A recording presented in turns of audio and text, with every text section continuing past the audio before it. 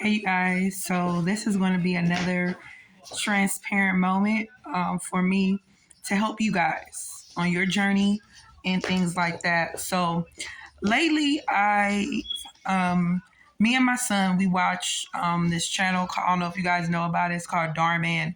What was it called? Darman? And so, he, first of all, it has it has a huge following. And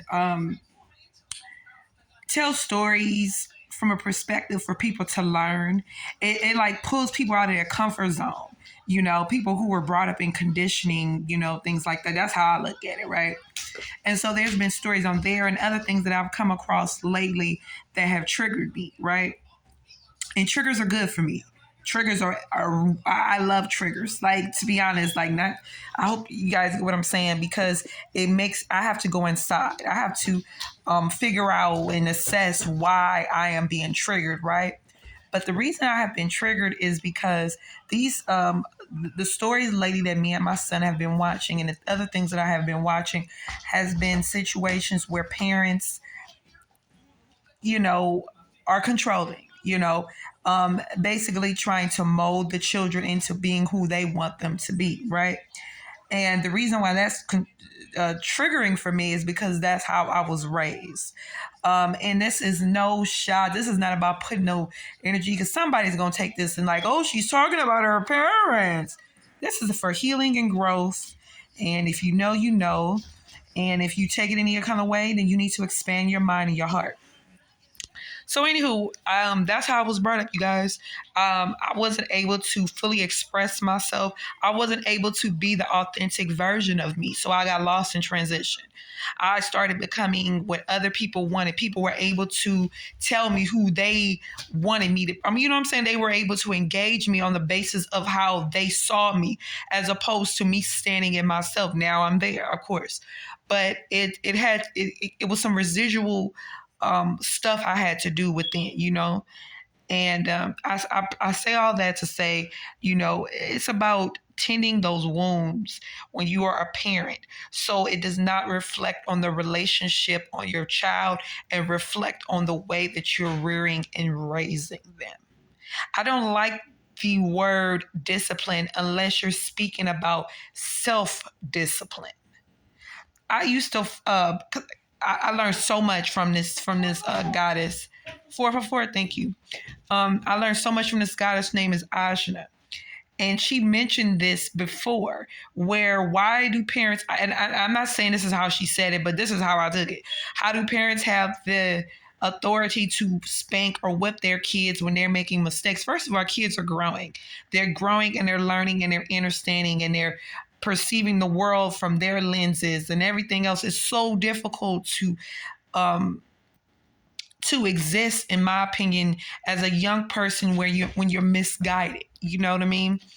And so you have to give them free range. But she used to always mention, or she's mentioned about, how do you get to punish your children by whooping them, spanking them and shit. And even before I became conscious, I wasn't somebody who was a fan of spanking and whooping, because it ties into that slavery. You know what I'm saying? you know but she brought up a good point, like, how do you get to whip somebody when they make mistakes? Is anybody whipping your ass when you make mistakes? Because adults make mistakes all day and night. And as a parent of two very highly intelligent children, there's plenty of times my children put me in my motherfucking place, y'all. Both of my babies, for real, for real. I allow them to be themselves with boundaries. That's one thing I'm always going to have in any relationship in my life, is boundaries. I most definitely have them with my children. I will hear you out. You can express yourself. You can be who the F you are. A lot of people don't understand certain ways about how I am with my children. And it's not really for them to enter and understand, because they're my babies. But I encourage you, and I'm talking about people who are set up in traditional parenting. where I tell you what to do. It's my way or the highway. This is my house, my rules, my food. I pay electricity as if they don't already know that. I pay the mortgage. I pay the rent. I do everything. Them children don't need to get reminded of that. What they need to be reminded of that for? They know that. You guide, you inspire your children. You're a guidance. It's almost like you're a spiritual guidance counselor. That's how I look at being a parent. Not as somebody who is dictatorial and you do this. And if I do that, I always catch myself now at this point. But you have to be conscious and you have to be aware. You have to be consciously aware about what you're doing and how you're projecting your wounds, because that's what a lot of parents do. When they're not aware, they're projecting their unassessed, uh, unhealed wounds and trauma and scars and abuse. They project it on their children.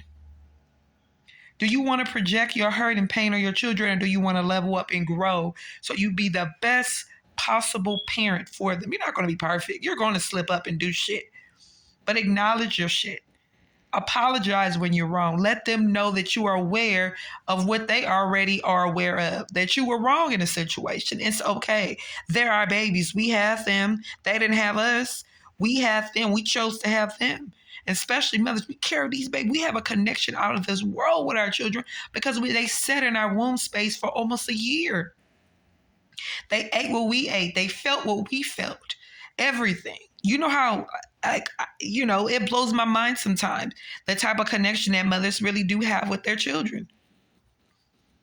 Allow your children to be free. And the only way that you're going to be able to do that effectively is if you heal, if you grow through the pain, if you grow through the trauma. You cannot bury it, you guys. Let it come to the surface and heal it so you can be the best possible parent. I love you guys, and this is always with love. Always. Hope you get it. Peace.